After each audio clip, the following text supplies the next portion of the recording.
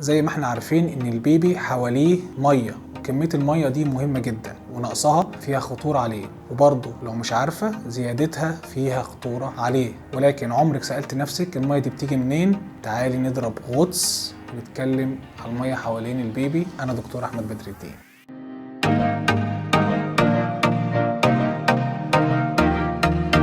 لو اتخبطتي في بطنك وانت حامل، الضربة او الخبطة دي نادرا ما بتوصل للبيبي او بتأثر عليه. عشان نفهم ليه هنخش شوية في الفيزياء، وانا عشان عارف انك مش بتحبيها هبسطها لك. لو جبنا بالونة ومليناها مية وحطينا جواها تفاحة وقفلناها باحكام لدرجة ان الجدار بتاعها مش بيدخل صبعك لجوه لو ضغطت عليها، فمهما خبطت من بره والبالونة سليمة مش هتعرفي تأثري على التفاحة.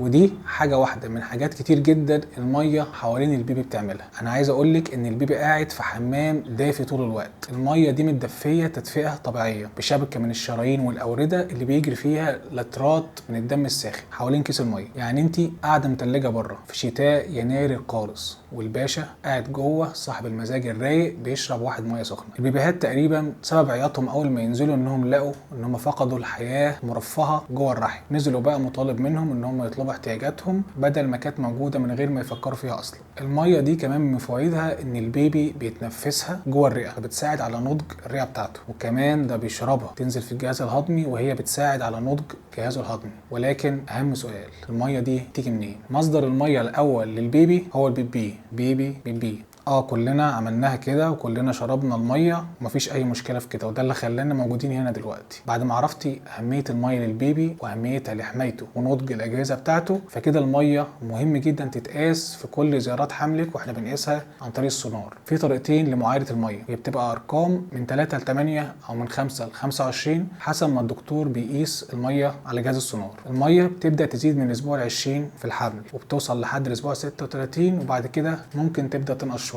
النقصان بتاعها ده مش بيأثر على البيبي لان هو بيبقى في حدود معينه، ممكن تبدا تقل لحد ما تولدي ان شاء الله. انا خلصت، شكرا ليكي.